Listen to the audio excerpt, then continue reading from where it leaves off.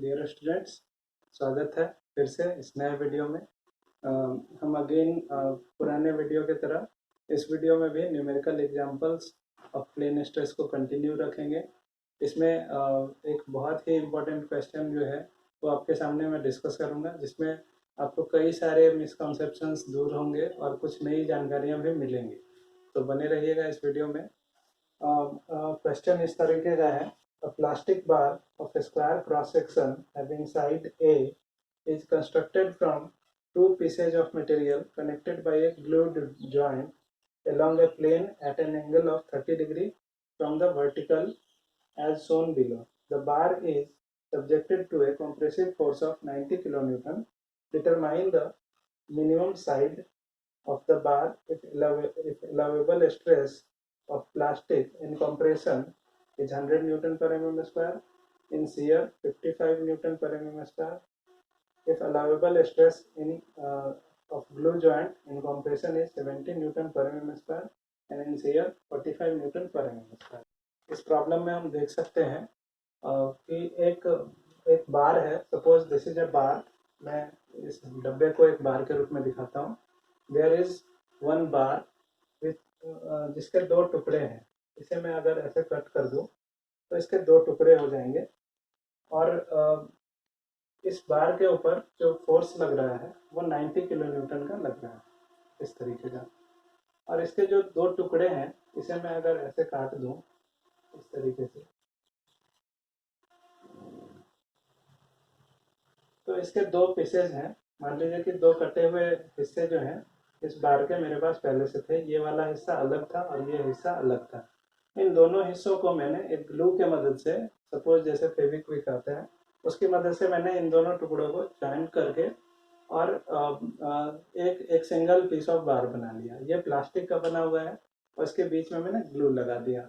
इसके ऊपर मैं फोर्स लगा रहा हूँ और इसका जो एंगल है वो इसका एंगल यहाँ से 30 डिग्री रोटेटेड है, यानी ये इंक्लाइन प्लेन इस फेस से 30 डिग्री इंक्लाइंड है। तो अब मेरा स्ट्रेस ऐसे लग रहा है। अब मुझे ये निकालना है कि इसका साइड कितना होगा। इसकी साइड जो है वो ए एज्यूम कर ली गई है। अब मुझे ऐसा इस बार को डिजाइन करना है, कौन से साइड का, कौन से साइज का इसका डायमेंशन मैं ले लूँ जिससे कि हमारा ये बार जो है वो सुरक्षित हो सके, सेफ हो सके।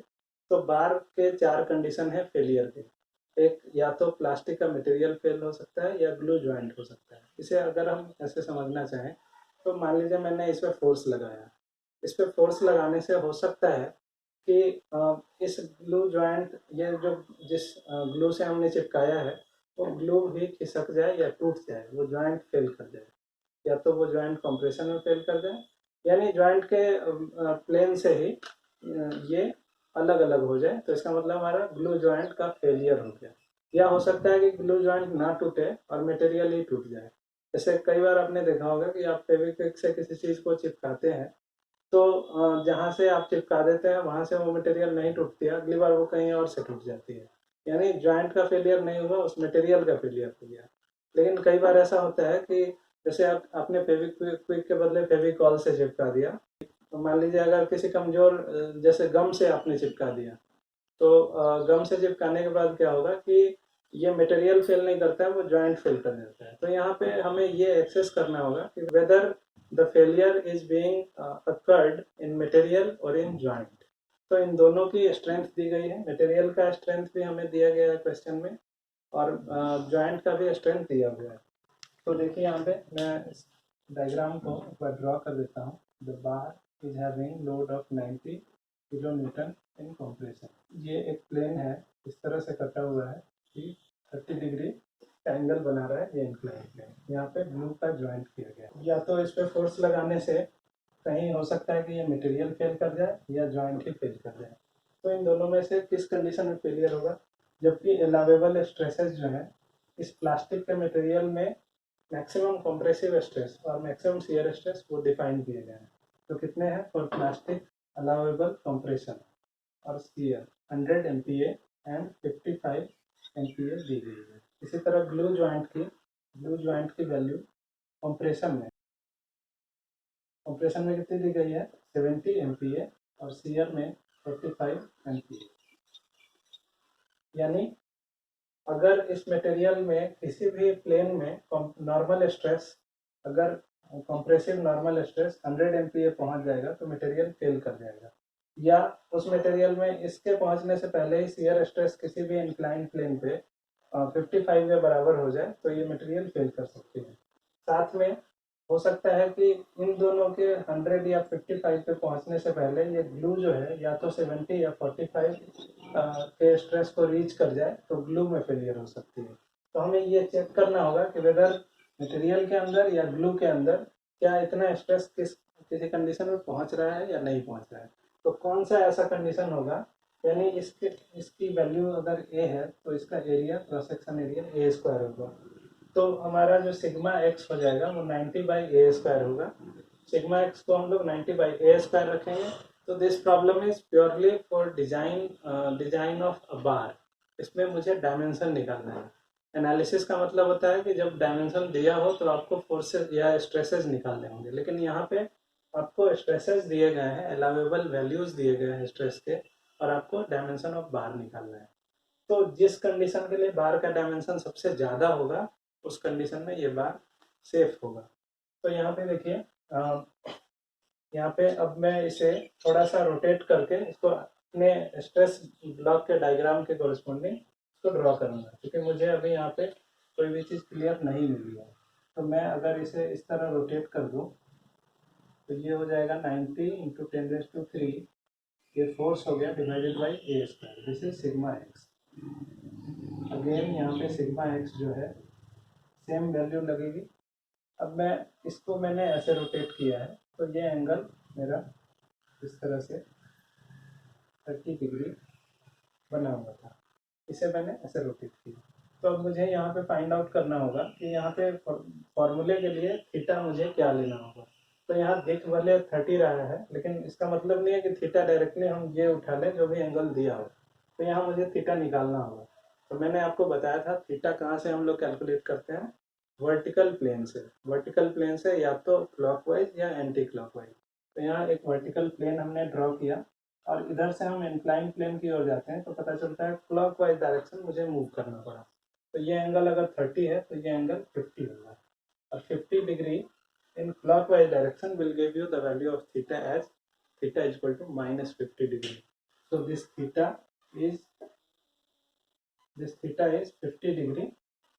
देखिए, तो यहाँ पे आपसे बहुत बड़ी गलती हो सकती थी। आपने 30 डिग्री देखा और थीटा को अगर आपने 30 डिग्री ले लिया होता तो आप बहुत बड़ी गलती की होते यहाँ पे। तो यहाँ पे ये थीटा को सही सही निकालना आपको आना चाहिए। और ऐसे कई प्रॉब्लम्स आएंगे जहाँ पे थीटा कुछ दिखता रहेगा, लेकिन जब आप प्रॉपर कन्वेंशन से करेंगे तो थीटा की वैल्यू कुछ और निकल के आएगी। तो यहाँ पे थीटा हमने निकाल दिया।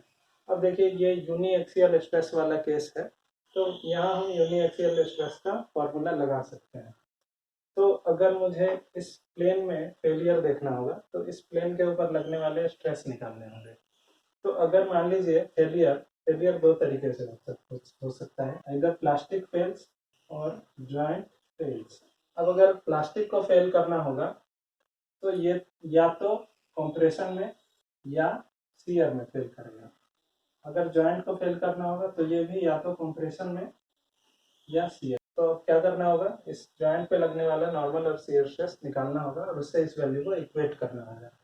तो हम देखते हैं व्हेन जॉइंट फेल्स, अगर जॉइंट फेल होना है, जॉइंट इन कंप्रेशन, तो जॉइंट का एंगल है -50 डिग्री और थीटा एन अगर निकालना हो, क्योंकि ये सिग्मा एक्स है, सिग्मा एक्स की वैल्यू हम निकाल सकते हैं। जैसे कंप्रेसिव, तो ये माइनस साइन के साथ यहाँ पे आएगा। फॉर्मूला होता है सिग्मा x/2 × 1 + cos 2 थीटा।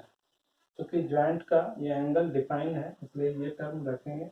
और यहाँ पे हम लोग सिग्मा एन की वैल्यू, कंप्रेशन में इसकी वैल्यू कितनी दी गई थी, 70 दी गई थी, तो यहाँ पे हम लोग 70 रखेंगे और ये हमारा हो जाएगा 90 -90 × 10⁻³ अब अगर ए को हमने मिलीमीटर में मान लिया, ए जो है वो mm² में, तो सॉरी ए mm में है तो a² mm² में हो गया।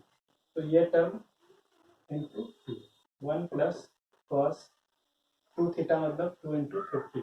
ऐसा करने से अब मुझे ए निकालना होगा, और यहाँ पे ये जो 70 है ये निगेटिव होगा, क्योंकि कंप्रेशन में फेलियर इतने पे होता है, तो कंप्रेसिव स्ट्रेस निगेटिव, तो यहाँ पे माइनस, और यहाँ पे भी अप्लाइड स्ट्रेस कंप्रेसिव है, तो ये वैल्यू निगेटिव होगी। तो ए की वैल्यू आ गई है 23.08 mm। यानी अगर इस बार का साइज 23.08 mm का ले लें, तो फिर जॉइंट में कभी भी स्ट्रेस इतना नहीं पहुंचेगा। ये जॉइंट में जो लिमिटिंग कंडीशन है वो इससे बड़ी साइज होनी चाहिए, जॉइंट में इससे कम स्ट्रेस पहुंचेगा। अब मैं अगर सीआर की बात करता हूँ, तो यहाँ पे क्या हो जाएगा, sigma T equal to minus sigma x by 2 sine 2 theta. तो यहाँ पे ये सिग्मा टी की वैल्यू 45 दी गई थी, 45 equal to minus of minus 90 10⁻³ a square sine 2 into 50। ऐसा करने से अगर ए निकलता है तो ए 31.38 आता है। तो ये दो वैल्यू एक ही आ गया। ये तब होगा जब जॉइंट की फेलियर की बात करेंगे। अब अगर हम मटेरियल की फेलियर की बात करें, तो यहाँ पे ये वैल्यू हमने रख लिया, ये वैल्यू रख लिया। अब मटेरियल में आते हैं, तो मटेरियल में कंप्रेसिव स्ट्रेस जो है वो मैक्सिमम 100 दिया हुआ है। अब मटेरियल में मैक्सिमम स्ट्रेस क्या हो सकता है, तो इस मटेरियल के अंदर लगने वाला मैक्सिमम नॉर्मल स्ट्रेस निकालना होगा। तो मैक्सिमम नॉर्मल स्ट्रेस यूनिएक्सियल के केस में सेम स्ट्रेस होता है, यानी अगर किसी भी स्ट्रेस एलिमेंट में, स्ट्रेस बार में अगर सिग्मा एक्स लगे, तो इसका प्रिंसिपल स्ट्रेस जो है वो सिग्मा एक्स ही होगा, क्योंकि इस प्लेन पे मैक्सिमम नॉर्मल स्ट्रेस है और इस पे शियर स्ट्रेस नहीं है। तो इसमें एनीवेयर अगर हम निकालेंगे मैक्सिमम स्ट्रेस, तो वो यही वैल्यू होगी। तो अगर मैं सिग्मा एक्स इक्वल टू 100 रख दूँ, क्योंकि कंप्रेशन में मैक्सिमम स्ट्रेस जो है वो सिग्मा एक्स ही मिल सकता है, तो इसे मैं अगर सिग्मा एक्स के बराबर रख दूँ, ये हो जाएगा, क्योंकि ये कंप्रेसिव है तो -100 -90 इंटू 10⁻³ बाई 30। तो ऐसा करने से सॉरी बाई ए स्क्वायर, ऐसा करने से ए इक्वल टू 30 mm आता है। अब अगर मटेरियल के शियर में फेल करने की बात हो, तो यूनिएक्सियल स्ट्रेस के केस में आप फॉर्मूला देखे होंगे, maximum shear stress sigma x by 2 होता है। तो अगर हम sigma maximum shear stress sigma T को लिख दें सिग्मा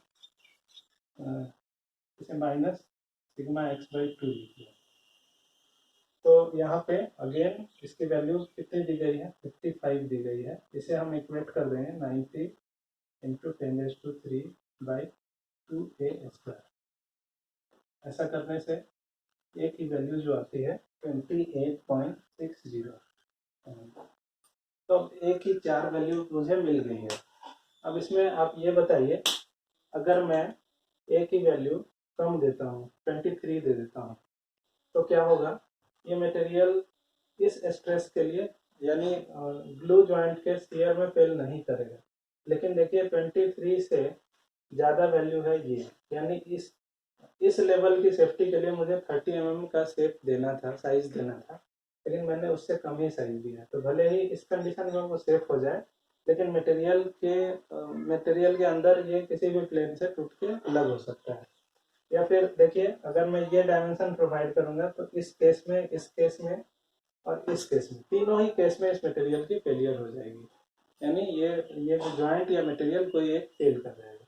अब अगर मान लीजिए मैंने ये स्ट्रेस दिया, सॉरी ये साइज दिया मटेरियल का, तो क्या होगा, इसमें सेफ्टी मिलेगी और इसमें सेफ्टी मिलेगी, लेकिन इसमें फेल कर जाएगा और इसमें फेल कर जाएगा, क्योंकि इस कंडीशन को सेटिस्फाई करने के लिए मुझे मटेरियल का साइज ज़्यादा बड़ा चाहिए और मैंने उससे छोटा साइज दिया, तो this material will not survive. But now again if I put this value of this size of material, तो इस साइज के बार के लिए इसमें सेफ होगा, इसमें सेफ होगा और इसमें सेफ होगा, लेकिन इसमें फेलियर होगा। तो हम लोग को करना क्या है, इन चारों केसेस में जो हाईएस्ट वैल्यू होगी मटेरियल के डायमेंशन की, वो हम लोग को लेनी है, वो या उससे बड़ी वैल्यू लेनी है। तो अगर ये 31.38 आया है, तो हम चाहे तो 32 mm ले सकते हैं, या एटलीस्ट इतना अगर लेंगे तो हमारा मटेरियल इन चारों कंडीशन में सेफ रहेगा। तो हमारा ओवरऑल डायमेंशन जो है वो कितना आ जाएगा, A इक्वल टू 31.38 है। तो this is our size of material, और हम या तो ये या इससे बड़ा साइज ले सकते हैं। तो दिस इज द आंसर।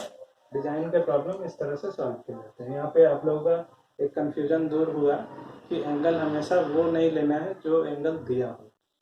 तो इस तरीके से आज के इस वीडियो में हमने देखा कि अगर मुझे अलाउेबल स्ट्रेसेस की वैल्यू यानी मैक्सिमम स्ट्रेसेस की वैल्यू दी गई है, तो उस मटेरियल के हम साइज को या डायमेंशन को डिजाइन कर सकते हैं। तो this was all about design problem in plane stress problems. So I hope this whole chapter has been covered, and you had a lot of knowledges in this chapter.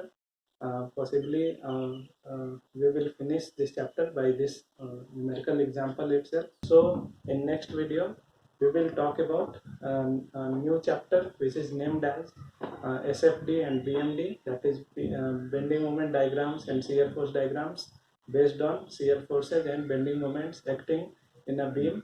That chapter is very much important for the aspect of all other higher semester subjects, and in your future also.